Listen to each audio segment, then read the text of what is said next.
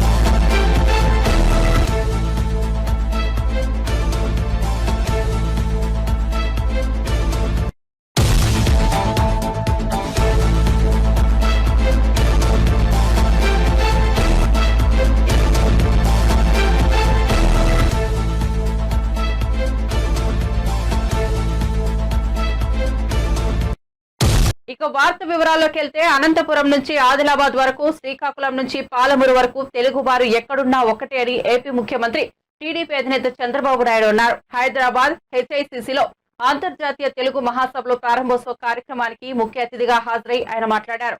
Brain drain brain gain అవుతుందని తాను ఆనాడే చెప్పానని, ఆ రోజు నేను చెప్పింది ఇవాళ నిజమైందన్నారు.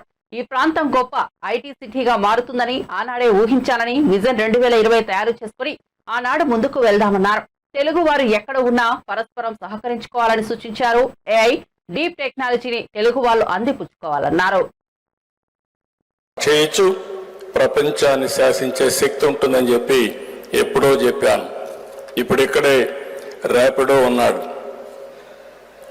ఒక ఆలోచన, ఒక చిన్న ఆలోచన ఈరోజు కోటీశ్వరుడయ్యాడు. అంటే మోటార్ బైకులన్నీ కూడా 2 వీలర్స్ అన్నీ యాప్లో తీసుకొచ్చి సర్వీస్ ప్రొవైడ్ చేశాడు, లీడర్షిప్ ప్రొవైడ్ చేస్తున్నాడు. బ్రహ్మాండంగా ముందుకు పోయే పరిస్థితికి వచ్చారు. ఇప్పుడే ఒక అమ్మాయి, సుందరని అమ్మాయి అయితే work from home, work stations, working space. It is ఒక ఆలోచన తీసుకొని ఇప్పుడు 35,000 మందికి ఉద్యోగాలు ప్రొవైడ్ చేయగలిగింది.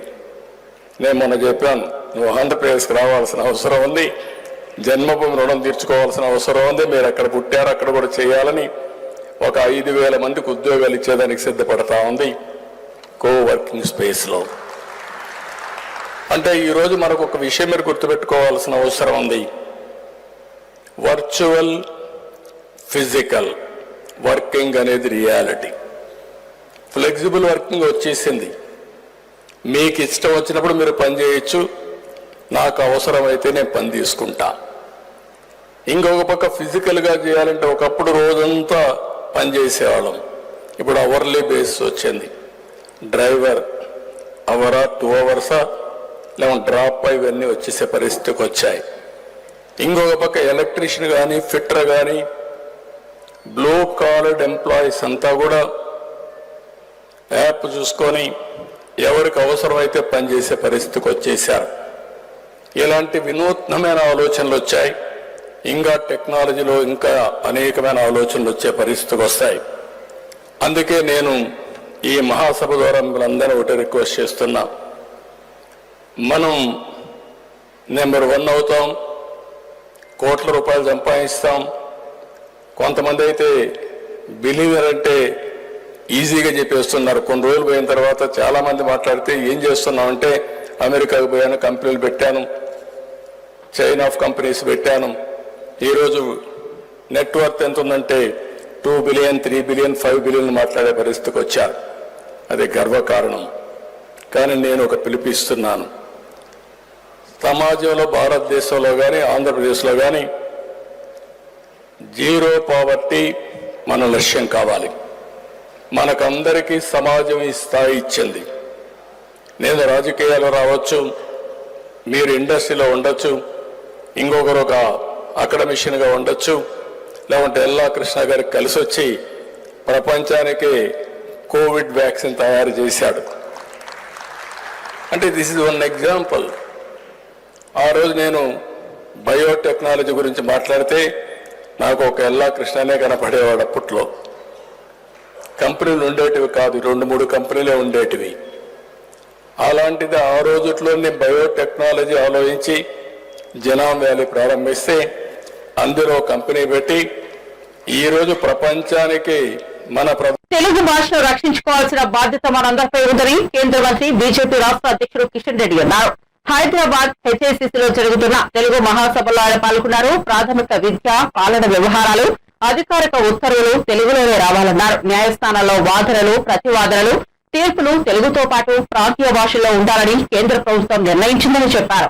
గతంలో సినిమాలకు అద్భుతమైన తెలుగు పేర్లు పెట్టేవారు, కానీ ఇంగ్లీష్ పేర్లు పెడుతున్నారు. సినిమాల పేర్లు తెలుగులో ఉండే బాగుంటుందన్నారు. కేంద్రం తీసుకురానున్న నూతన విద్యా విధానంలో మాతృభాషకు ప్రాధాన్యత ఉంటుందని చెప్పారు. కాలంలో తెలుగును ఎన్నో రకాలుగా పోషించారు, అభివృద్ధి చేసేటువంటి ప్రయత్నం చేయడం జరిగింది. అంతేకాకుండా అన్నమయ్య, త్యాగరాజు, క్షేత్రయ్య, వేమన, శ్రీనాథుడు అలా చెప్పుకుంటూ పోతే అనేక మంది మహాకవులెందరో తమ రచనలతో గొప్పదైనటువంటి తెలుగు సాహిత్యాన్ని మనకు అందించిన విషయాన్ని మనం ఎప్పుడు కూడా మరవకూడదు. గురజాడ అప్పారావు, విశ్వనాథ సత్యనారాయణ గారు, డాక్టర్ సి నారాయణ రెడ్డి గారు, శ్రీ దాసరథ కృష్ణమాచార్యులు, గిడుగు వెంకట రామమూర్తి, కందుకూరి వీరేశలింగం లాంటి అనేక మంది మహానుభావులు ఈ ఆధునిక యుగంలో తెలుగు సాహిత్యానికి కొత్త పుంతలు తొక్కించిన విషయాన్ని మనమందరం కూడా మరవకూడదు. నాడు నిజాం నియంత్రిత ప్రభుత్వాన్ని ఎదిరిస్తూ రాష్ట్రపతి రంగాచార్యులు రాసినటువంటి అనేక రచనలు మనకు జ్ఞాపకం ఉన్నాయి. నిజాం కాలంలో మన కళ్ళ ముందు తెలుగు భాష ఏ రకంగా అణిచివేతకు గురైందో మనకు తెలుసు. ఉర్దూ మాత్రమే చదవాలి అనే రకంగా ఉర్దూ పాఠశాలలు మాత్రమే ఉండేది. తెలుగు వాళ్ళు అక్కడే ఉర్దూ తప్పనిసరిగా నేర్చుకోవాలి అనేటువంటి ఒక నిర్బంధ కారణ ఉన్నప్పుడు అనేక మంది మరి ఆంధ్ర మహాసభ కావచ్చు, ఆర్య సమాజ్ కావచ్చు, లేక కృష్ణమాచార్యులు అంటే అనేక మంది మహానుభావులు తెలుగు ఉద్యమాన్ని ఈరోజు నిజాం ప్రాంతంలో ఏ రకంగా కొనసాగించారో, ఏ రకంగా నిర్బంధాలను ఎదుర్కొని జైలు శిక్షలు అనుభవించారో తెలుగు కోసము మనకు తెలుసు. నాడు గ్రంథాలయ ఉద్యమం కానీ ఆంధ్ర మహాసభ పేరిట తెలుగు భాషను పరిరక్షించేందుకు అనేక పోరాటాలు వాళ్ళు చేసిన విషయాన్ని మనం గుర్తుపెట్టుకోవాలి. మానపాటి హనుమంతరావు గారు, పూర్వుల రామకృష్ణారావు గారు వంటి మహాయోగుల కృషితో ఈ ప్రాంతంలో తెలుగు రక్షించబడిన విషయాన్ని మనం చేస్తా ఉన్నాం. అంతేకాదు మన తెలుగు భాష చాలా ప్రత్యేకమైనటువంటి భాష. యక్షగానం కానీ, భగవద్వేళ కానీ, అదే రకంగా బుర్రకథలు కానీ, మరి హరికథలు కానీ మన తెలుగు భాషకే ప్రత్యేకమైనటువంటి మరి కళారూపాలు. అవధానం మనకు తెలుసు. అవధానం అనేటువంటిది తెలుగు లేకపోతే సంస్కృతం తప్పిస్తే ప్రపంచంలో మరే భాషలో కూడా అవధానం లాంటి కళ లేదని విషయాన్ని, సాహిత్యం లేదని విషయాన్ని మనం గుర్తుపెట్టుకోవాలి. ఈరోజు మనం చూస్తా ఉన్నాం తెలుగు భాష. వైకుంఠ ఏకాదశి సందర్భంగా తిరుమల శ్రీవారిని దర్శించుకునేందుకు వచ్చే భక్తులకు ఎటువంటి ఇబ్బందులు లేకుండా చర్యలు తీసుకుంటున్నామని టీటీడీ చైర్మన్ బిఆర్ నాయుడు తెలిపారు. తిరుపతిలోని శ్రీ రామచంద్ర పుష్కరిణి వద్ద వైకుంఠ ఏకాదశి టోకన్ల జారీ కేంద్రాలను జేఈఓ గౌతమి, సివిఎస్ఓ శ్రీధర్ తో కలిసి ఆయన పరిశీలించారు. ఏర్పాట్లపై ఎప్పటికప్పుడు సమీక్ష చేస్తున్నామన్నారు. జనవరి 10 నుంచి 19 వరకు వైకుంఠ ద్వారాలు తెరిచే ఉంటాయని భక్తులు సంయమనం పాటించి స్వామివారిని దర్శించుకోవాలని కోరారు. సామాన్య భక్తులకు ప్రాధాన్యత కల్పించేలా ఏర్పాట్లు చేస్తున్నామన్నారు. నేను హైదరాబాద్ నుంచి వచ్చాను. ఏర్పాట్లన్నీ కూడా అడిగి తెలుసుకున్నాను. చాలా బ్రహ్మాండంగా జరుగుతున్నాయి. ఇందులో భక్తులకి ఎలాంటి ఇబ్బంది లేకుండా చేయాలని అధికారులు రాత్రింబవళ్ళు కష్టపడుతున్నారు. నేను ఎప్పటికప్పుడు తెలుసుకుంటున్నాను. ఈవో ద్వారా, జేఈఓ ద్వారా 8 చోట్ల కూడా గతంలో లాగానే ఏర్పాట్లన్నీ కూడా బ్రహ్మాండంగా జరుగుతున్నాయి. ఏమన్నా చిన్నవి ఏమన్నా ఉంటే ఈ 2 రోజుల్లో కంప్లీట్ చేద్దామని అధికారులు చెప్తున్నారు. కాబట్టి ప్రజలకి ఇచ్చే మెసేజ్ ఏంటంటే అందరూ 9వ తారీఖే రావాలి, 10వ తారీఖు రావాలనేది కాకుండా 10వ తారీఖు నుంచి 19వ తారీఖు దాకా ఉంటుంది. కాబట్టి నిదానంగా కూడా రావచ్చు. అందరూ ఒకటేసారి వస్తే ఇక్కడ ఇబ్బంది పడతారు అని నేను ప్రజలకు విజ్ఞప్తి చేస్తున్నా. ప్రజలందరూ కూడా, భక్తులందరూ కూడా సహకరించాలి నాకు. అప్పుడే ఈ యొక్క వైకుంఠ వైభవంగా జరుగుతుంది. ఎన్నైతే జాగ్రత్తలు తీసుకోవాలో సెక్యూరిటీ పరంగా అన్ని రకంగా మన వాళ్ళు బ్రహ్మాండమైన ఏర్పాట్లు చేశారు. ఎలాంటి ఇబ్బందులు ఉండవు భక్తులకి. కుంభమేళా ఏర్పాట్లు జరుగుతున్నాయి. జేఈఓ గారు వెళ్ళి చూసి వచ్చారు. అది అక్కడ కూడా 4 ఎకరాల్లో ఇక్కడ ఏదైతే నమూనా ఉందో దాని ప్రకారం అక్కడ కూడా చేస్తున్నారు. త్వరలోనే మీకు అవన్నీ విజువల్స్ కూడా ఇస్తారు. అందులో ఎలాంటి ఇబ్బంది లేదు. అది గవర్నమెంట్ దగ్గర ఉంది, రావాలి. మనమైతే టీటీడీ అయితే లెటర్ రాసింది. అది టీటీడీ లెటర్ స్థలం కాదు, అది గవర్నమెంట్ది. టూరిజం డిపార్ట్మెంట్కి ఇచ్చారు. వాళ్ళ దగ్గర నుంచి టీటీడీ తీసుకోవాలని మనం లెటర్ రాసాము. అది గవర్నమెంట్లో పెండింగ్ ఉంది. అది రాగానే మొదలు పెడదాం. సరే, వీళ్ళు వచ్చే వాళ్ళంతా సామాన్య భక్తులే. ఏపీ నెగ్లిజిబుల్ అండి. అదే డిస్కస్ చేసాము. కొన్ని పోలీస్ వాళ్ళు ఉన్నారు, మన విజిలెన్స్ వాళ్ళు ఉన్నారు. అందరూ కూడా రాత్రింబవళ్ళు కష్టపడుతున్నారు, పనిచేస్తున్నారు, ప్లాన్లు వేస్తున్నారు.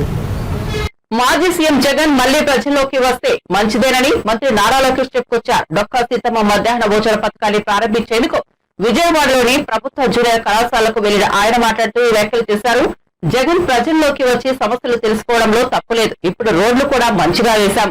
గతంలో లాగా హెలికాప్టర్లో కాకుండా ఇప్పుడు జగన్ నిర్భయంగా రోడ్లపైకి రావచ్చన్నారు. అలాగే మాజీ సీఎం జగన్ వచ్చి మేం అమలు చేస్తున్న మంచి కార్యక్రమాలు చూడాలని కోరుతున్నామని ఈ సందర్భంగా లోకేష్ చెప్పుకొచ్చారు. ఇప్పుడు ప్రజల్లోకి వస్తూ అప్పుడేం లేదు, రావచ్చు. అంటే 5 సంవత్సరాలు ఎవరు కంపర్ లేదు, ఇప్పుడు వచ్చి తిరుగుతారు. అంటే ఇప్పుడు వరకు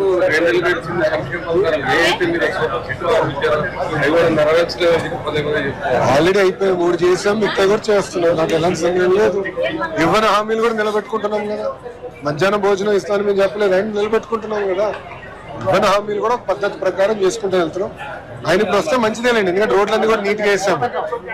ఆయన హెలికాప్టర్లో కాకుండా రోడ్డు మార్గంలో ఎక్కడికైనా వెళ్ళొచ్చు. ఇప్పుడు రోడ్లు చాలా ఇంప్రూవ్ అయినాయి, ఇంకా చేయాల్సిన అంటే 100% అన్ని రోడ్లు బాగున్నాయి నేను అన్ను. ఇంకా ఇంప్రూవ్ చేయాల్సిన అవసరం ఉంది. ఎస్పెషల్లీ ఉభయ గోదావరి జిల్లాలో సీసీ రోడ్లు వేయాల్సిన అవసరం, అది కూడా పద్ధతి ప్రకారం చేసుకుంటూ వెళ్తాం. మేము చేసిన మంచి కార్యక్రమాలు ఆయన చూస్తారని ఆశిస్తాం. అంతేనా? ఓకే, సాక్షి రాలా టీవీ నైన్ ఉన్నాడు కదా. ఎవరు టీవీ నైన్ ఎక్కడబ్బా? నో క్వశ్చన్ సార్, అట్లా చేయకూడదు అట్లా. ఓకేమా, థ్యాంక్ యూ మేడం. బాగున్నారా? చాలా రోజులు అయిపోయింది.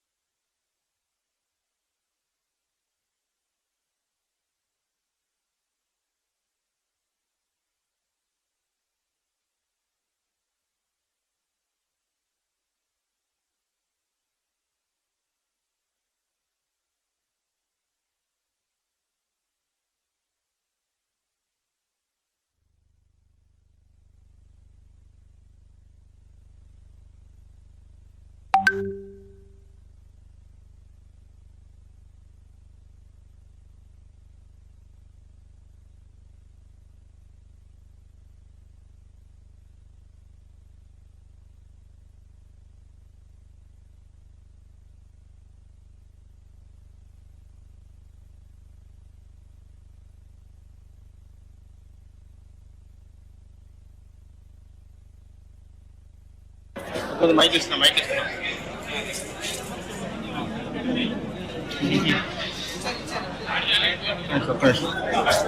ఇస్తాం.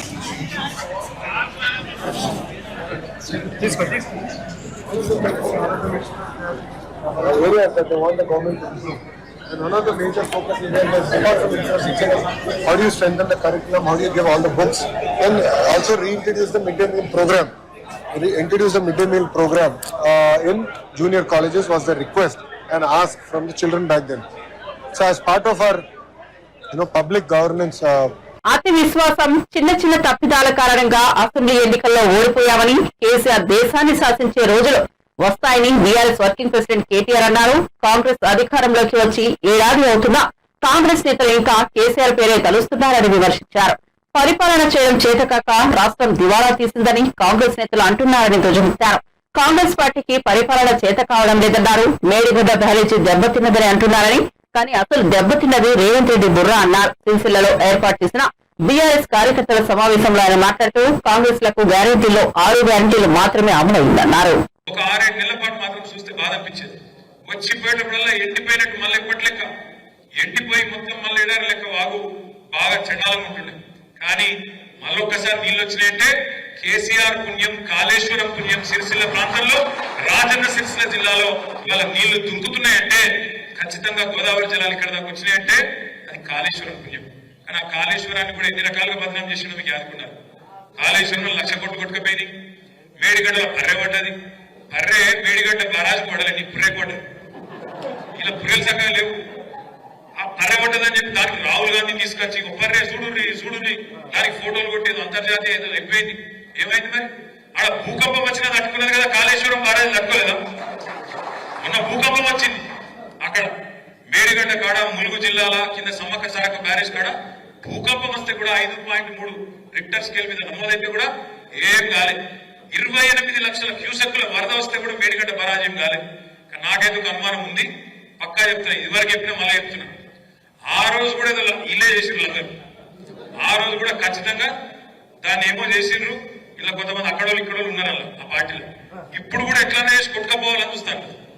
ఎట్లనే చేసి కొట్టుకుపోవాలి, కేసీఆర్ చెడ్డ పేరు రావాలి. మళ్ళీ లేకపోతే సంవత్సరం అయింది, ఎలక్షన్లను నడిచిపోయినాయి. చేయాల్సిన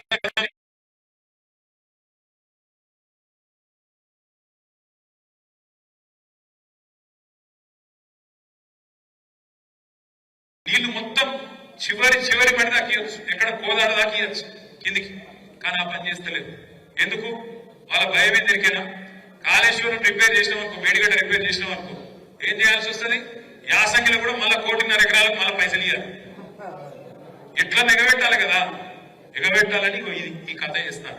దయచేసి నేను మిమ్మల్ని కోరేది ఒకటి, కొత్త సంవత్సరం మనం కూడా ఈ సంవత్సరం ఒక విషయంలో స్పష్టతతో ముందుకు పోదాం.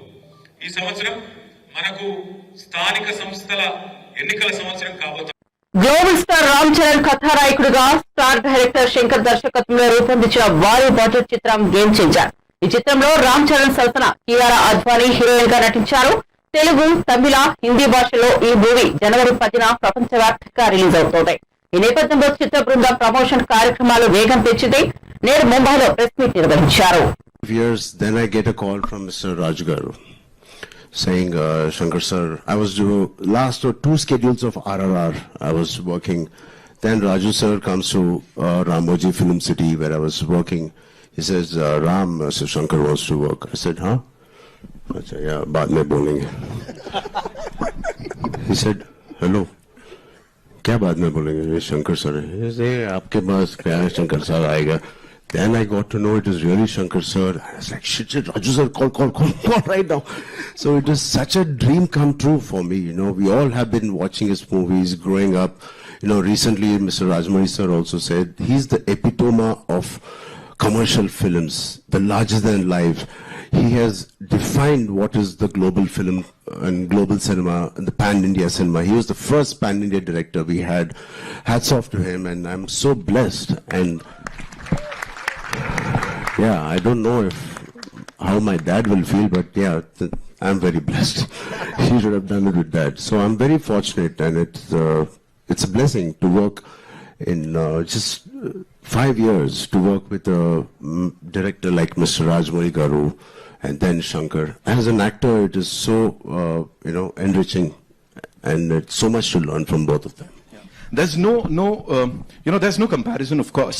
But both of them are like masters of their craft. But S.S. Rajamouli sir and S. Shankar sir. Sir, how do you see this thing? Ki, you were directed by Rajamouli sir and now Shankar sir. Kya difference hai? Thank God, difference. You didn't compare them. Not at all, sir. Not at all. So both of them are taskmasters.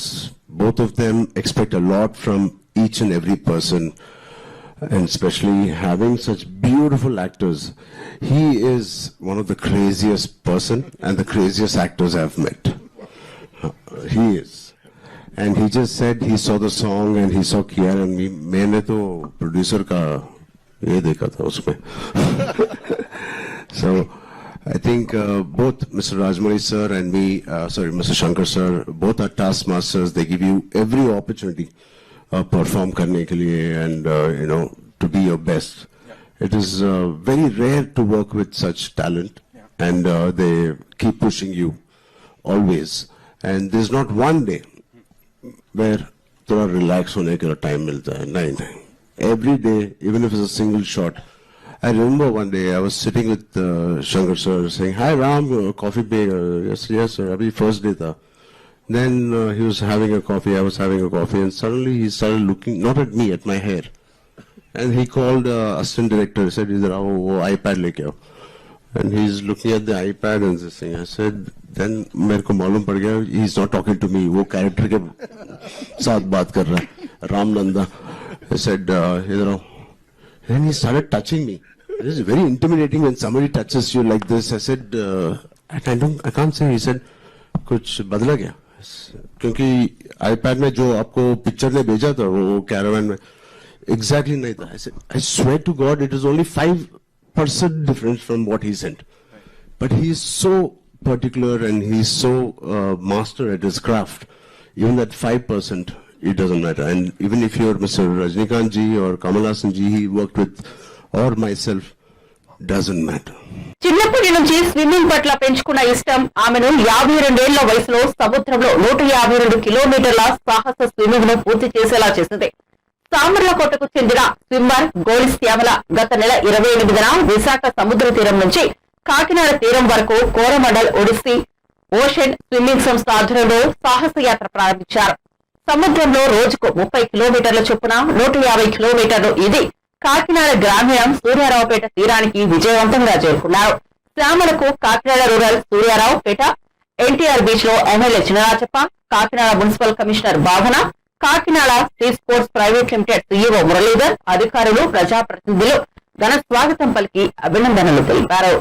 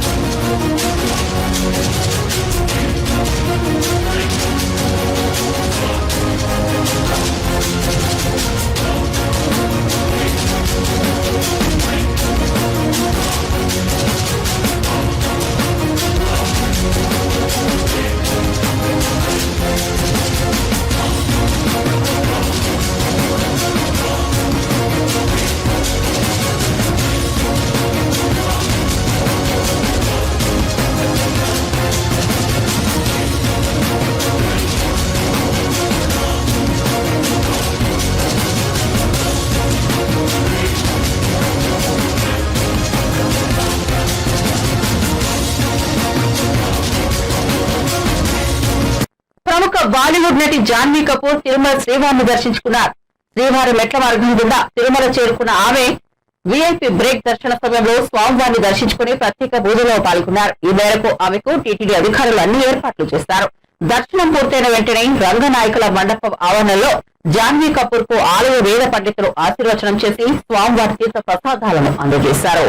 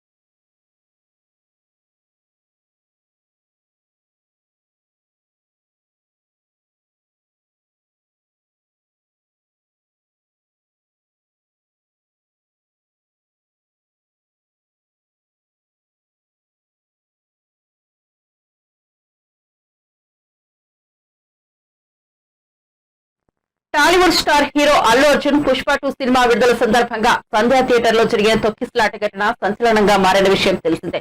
అయితే ఈ ఘటనను serious గా తీసుకున్న పోలీసులు ప్రభుత్వ బాధ్యులపై చర్యలు తీసుకున్నారు. ఈ క్రమంలోనే హీరో అల్లు అర్జున్ అరెస్ట్ చేసిన పోలీసులు కోర్టులో హాజరుపరచగా అతనికి కోర్టు 14 రోజుల రిమాండ్ విధించింది. అనంతరం కొద్దిసేపటికే అల్లు అర్జున్ మధ్యంతర బెయిల్ రాగా ఆయన జైలు నుంచి విడుదలయ్యారు. అనంతరం హీరో అల్లు అర్జున్ మరోసారి కోర్టును ఆశ్రయించగా ఆయనకు కోర్టు షరతులతో కూడిన బెయిల్ మంజూరు చేసింది. ఈ క్రమంలో శనివారం మధ్యాహ్నం హీరో అల్లు అర్జున్ తన రెగ్యులర్ బెయిల్ కు సంబంధించిన పూచీకత్తు పేపర్లను స్వయంగా సమర్పించేందుకు అల్లు అర్జున్ కోర్టుకు వచ్చారు. సంధ్యా థియేటర్ తొక్కిసలాట ఘటనలో నాంపల్లి కోర్టు అల్లు అర్జున్ కు షరతులతో కూడిన బెయిల్ మంజూరు చేసింది. 50,000 చొప్పున 2 పూచీకత్తులు సమర్పించాలని ఆదేశించింది. సాక్షులను ప్రభావితం చేయవద్దని, కేసును ప్రభావితం చేసేలా మాట్లాడవద్దని స్పష్టం చేసింది.